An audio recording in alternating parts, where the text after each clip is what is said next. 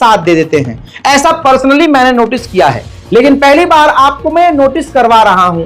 ICJ, international court of justice, दोस्तों जहां इस कोर्ट के अंदर इजराइल के खिलाफ वॉर क्राइम के केस चल रहे हैं, वहीं यही कोर्ट कई जगह पर इजराइल के खिलाफ बयानबाजी भी करता है। और यही कोर्ट एक जगह रफ़ा में घुसने के लेकर या फिर किसी और मामलों को लेकर बिल्कुल चुप्पी साधता है। और इसको सिंपल कर देता हूं, ताजा तरीन खबर के मुताबिक निकारागुआ ने जर्मनी पर केस किया था। वो एक लॉ सूट फाइल कर रहा था ICJ में कि जर्मनी अंधाधुंध हथियार इजराइल को दे रहा है, लिहाजा कोर्ट उस पर पाबंदी लगाए कि जर्मनी इजराइल को हथियार ना दे। भाई साहब, इस केस को कोर्ट ने सुना और सुनते ही फैसला जर्मनी के हक में दे दिया कि नहीं, वो चाहे तो जिस मर्जी को हथियार दे सकता है, हम उस पर पाबंदी नहीं लगा सकते हैं। जबकि ICJ को पता है, सारे सबूत दिख रहे हैं, तस्वीर मंजर आम पर है कि गाजा में इजराइल कितनी खतरनाक तबाही मचा रहा है, लेकिन इसके बावजूद ICJ का जर्मनी को आजाद छोड़ देना कि देते रहो अंधाधुंध हथियार, इस बात की दलील है कि ICJ खुद जेनोसाइड में शामिल है। अब आप देख लीजिए, अंतरराष्ट्रीय तमाम कोर्ट के मुंह पर थूक खुद नेतन्याहू रहा है। नेतन्याहू ने कहा है कि हम किसी भी कोर्ट को नहीं मानेंगे, हमारा जो फैसला है वो है हम रफ़ा के अंदर घुसेंगे, चाहे हमास से कोई डील हो या ना हो, रफ़ा में हम जरूर घुसेंगे। और ये जो कोर्ट है, ये अंतरराष्ट्रीय कोर्ट यहूदियों के खिलाफ, हम इनका कोई कहना नहीं मानेंगे। आप समझिए कितनी बड़ी बात कितनी आसानी से कह दी गई है। यही बात कोई और कहता तो अब तक उसके हलक से जबान खींच ली जाती। तो आप कहेंगे रजा भाई आप तो बड़ा चढ़ाकर बता रहे हो, सबूत दूंगा भाई साहब। सुनिए, नेतन्याहू को सुनिए। רצועת עזה נמשכת. אני מבקש לשלוח תנחומים למשפחות של עידו אביב וקלקידן מהרי, השם ייקום דמם. אנחנו משלמים מחיר יקר במלחמה שלנו נגד מפלצות הטרור. נפגשתי היום עם נציגים של משפחות נופלים ומשפחות חטופים. אמרתי להם, אנחנו נשלים את יעדי המלחמה. אנחנו נפנה את האוכלוסייה האזרחית כדי שנוכל להתמקד במחבלים כפי שעשינו עד עכשיו. אנחנו ניכנס לרפיח כי אין לנו ברירה אחרת. אנחנו נשמיד את גדודי החמאס שם, אנחנו נשלים את כל יעדי המלחמה, כולל השבת כל חטופינו. עכשיו יש הרבה כוחות שמנסים למנוע מאיתנו לעשות. ICJ के बारे में मैंने आपको बताया, इंटरनेशनल कोर्ट ऑफ जस्टिस, ये एक बड़ा न्यायपालिका है। एक और न्यायपालिका है ICC, इंटरनेशनल क्रिमिनल कोर्ट। ये अंतरराष्ट्रीय क्रिमिनल कोर्ट नेतन्याहू के खिलाफ अरेस्ट वारंट जारी कर सकता है। और अगर इसने अरेस्ट वारंट जारी कर दिया तो जिस भी यूरोप या दूसरे देशों में जाएगा ये नेतन्याहू, इसको वहां गिरफ्तार कर लिया जाएगा। अब देखिए सांप बिल से बाहर कैसे आया है। एकदम स्लीपर सेल्स खुलकर सामने आ गए हैं। जो नेतन्याहू को कल तक क्या दिया करते थे, भाई ये सही नहीं कर रहे तुम, नहीं गलत कर रहे हो, आज असलियत में उनका चेहरा सामने आ गया कि भाई साहब वो नेतन्याहू के साथ ही हैं। और नेतन्याहू को सपोर्ट करने के लिए अमेरिका का पक्ष और विपक्ष एक हो गया है। दोस्तों, कांग्रेस और रिपब्लिकन दोनों के नेताओं ने ICC को ही, अंतरराष्ट्रीय क्रिमिनल कोर्ट को ही धमकी दे डाली है कि अगर नेतन्याहू के खिलाफ गिरफ्तारी वारंट जारी किया तो हमने पूरा वो खाका प्लान तैयार कर लिया है जिसके अंतर्गत, जिसकी ताकत से तुमको ही बैन कर दिया जाएगा। यानी इंटरनेशनल क्रिमिनल कोर्ट को अमेरिकी नेताओं के द्वारा धमकी दी जा रही है कि तुमको ही हम ब्लॉक कर देंगे, बैन कर देंगे अगर नेतन्याहू पर तुमने वारंट जारी कर दिया। तो आप समझ लीजिए ये बात 1 महीने मैंने पहले कही थी कि इजराइल के साथ सबसे बड़ा अगर कोई है तो यह अमेरिका है। और अमेरिका में बैठा हुआ हर तीसरा व्यक्ति यहूदी है, चाहे वो बाइडन हो चाहे बाइडन के कुत्ते नेता हों, ये सब के सब मुस्लिम विरोधी हैं। और इनके नजर में अरब के मुसलमान कुत्ते से आगे कुछ नहीं है। लेकिन फिर भी अरब के मुसलमान अमेरिका की गुलामी कर रहे हैं और उन अरब के मुसलमानों में सऊदी अरब पहले नंबर पर है। मुझे इस बात को अब साबित करने की जरूरत नहीं है। उधर अमेरिका की कोलंबिया यूनिवर्सिटी के अंदर छात्रों ने कॉलेज को चारों तरफ से बंद कर दिया था ताकि पुलिस आकर गिरफ्तार न करे और सुकून से प्रदर्शन करते रहें।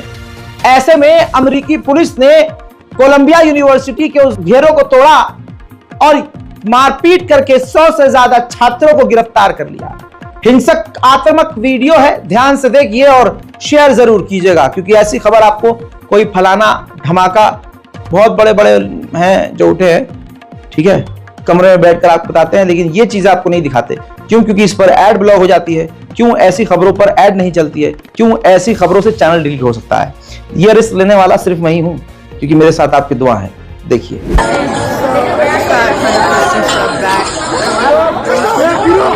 what is happening now? Like a military almost coming in some sort of Hamilton right here. This is the building where the students are. It's like some sort of extraction situation. This is insane.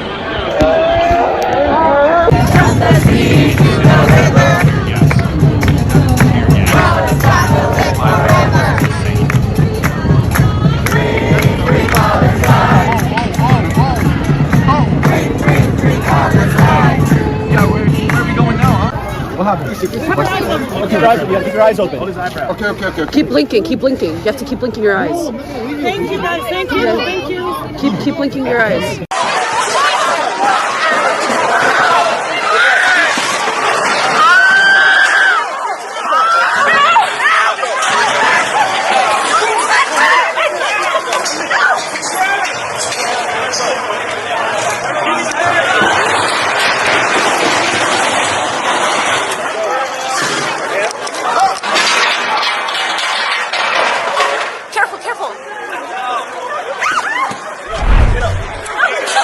हस्बी अल्लाह निअमल वकील। आपने देखा कि किस तरह से हिंसा की गई है और किस तरह से फिलिस्तीन की आवाज उठाने वालों के साथ मारपीट की जा रही है। कोलंबिया यूनिवर्सिटी के ऊपर फिलिस्तीन का झंडा लहराया गया था। अमेरिकी पुलिस को, प्रशासन को यह भी बर्दाश्त नहीं हुआ और फिलिस्तीन के झंडे को उतार फेंका।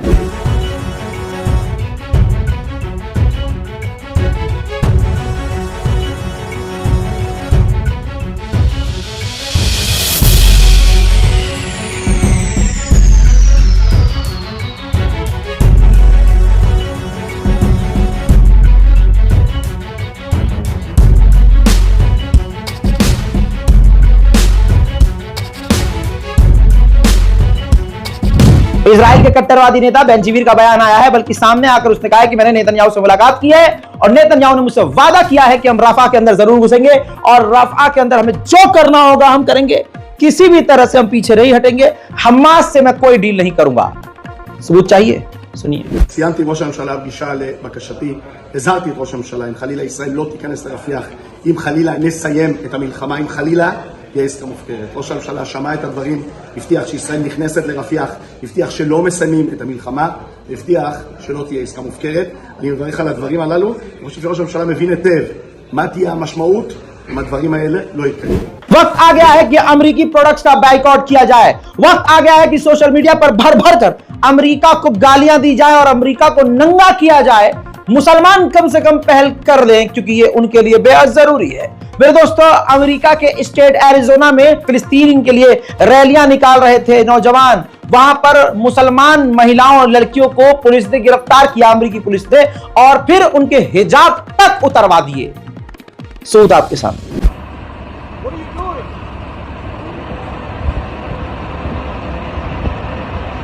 You're being recorded right now. We're recording you taking off her scarf. You're violating her privacy.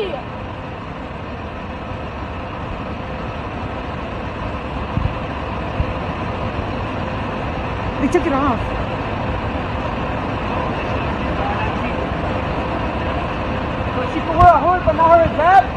Give it back. हस्बी अल्लाह व निअमल वकील। मेरे दोस्तों, इसके अलावा एक और तस्वीर आपको दिखाऊंगा। टेक्सास में यूनिवर्सिटी ऑफ टेक्सास है, वहां पर छात्रों ने जब प्रदर्शन किया तो पुलिस ने पेपर स्प्रे इस्तेमाल करके छात्रों की आंख जख्मी कर डाली। Look up, open your eyes.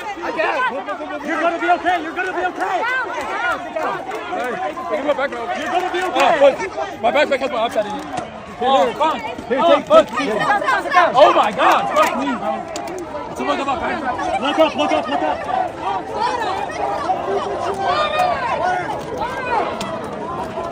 उसके अलावा दोस्तों इस छात्र को और सुनिए जो कि रो कर कह रहा है, जो बुरी तरह से जख्मी है पहली बात तो। दूसरी तरफ ये कहते हैं कि पुलिस ने मुझे जोर से दबा दिया था, मेरी गर्दन दबा दी थी, सीना दबा दिया था, जिससे मैं सांस नहीं ले पा रहा था।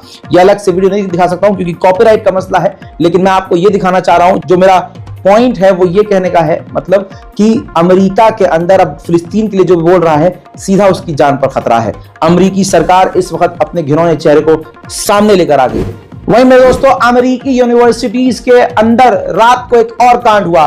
कई जगह अमेरिका की यूनिवर्सिटीज में यह हुआ है, हॉस्टल्स के अंदर यह हुआ है। जो फिलिस्तीनी समर्थक थे उनके ऊपर इजरायली स्टूडेंट्स ने, इजरायली समर्थकों ने पटाखों और बम से हमला किया। तस्वीर आपके सामने।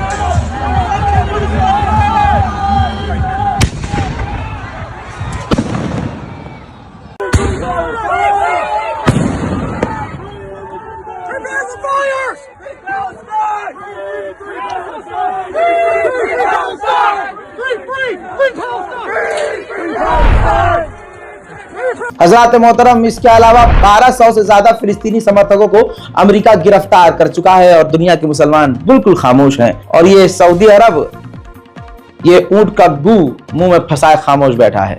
मेरे दोस्तों, इजराइल की जो महिलाएं हैं, चाहे खूबसूरत कितनी हो, चाहे छोटे छोटे क्यूट क्यूट बच्चे हों, ये क्रिमिनल होते हैं। इनकी जो जहनियत होती है ना, वो बड़ी खौफनाक होती है। लॉस एंजलिस में एक यूनिवर्सिटी है, एक खूबसूरत यहूदी लड़की फिलिस्तीनी समर्थक लड़कियों से पता है क्या कह रही है? I hope they will rape you.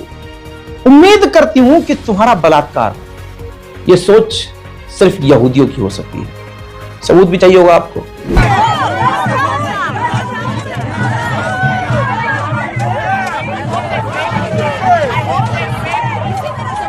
मेरे दोस्तों, जेरूशलम घूमने के लिए एक तुर्किश टूरिस्ट आया था और गुस्सा उसके अंदर इजराइल को लेकर था।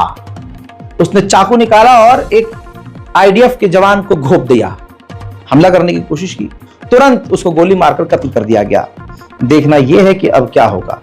उम्मीद मत कीजिएगा रजब तैयब एर्दोगान की हिजड़ी सरकार से, और उसकी हिजड़ी क्या कहूं, फौजियों को तो हिजड़ा नहीं कहना चाहिए। ये हिजड़ी सरकार जो है ये कुछ कर नहीं पाएगी। फिलहाल की इस रिपोर्ट में इतना ही। जल्द लौट रहा हूं और भी बड़ी ताजा जानकारियों के साथ। आवाज में फर्क नजर आ रहा होगा क्योंकि काफी ज्यादा मैं डिप्रेशन में इस वक्त हूँ, काफी ज्यादा परेशान हूँ। मेरे दोस्त ज़ीशान सैफी का इंतकाल हो गया है। जिंदगी और मौत की जंग में वो हार चुके हैं। गाजा की तस्वीरें देखकर मैं सब्र कर रहा हूँ। दुआ कीजिए कि उसके माँ बाप, जवान बेटी की लाश बूढ़े बाप पर बहुत भारी पड़ती है। माँ का तड़पना, बहनों का उजड़ना, छोटे भाई का तड़पना मैं कैसे बर्दाश्त कर रहा हूँ मैं जानता हूँ। अल्लाह मुझे और उसके घर वालों को सब्र अता करे और आप मुझे अपनी दुआओं में जरूर याद रखें। जय हिंद।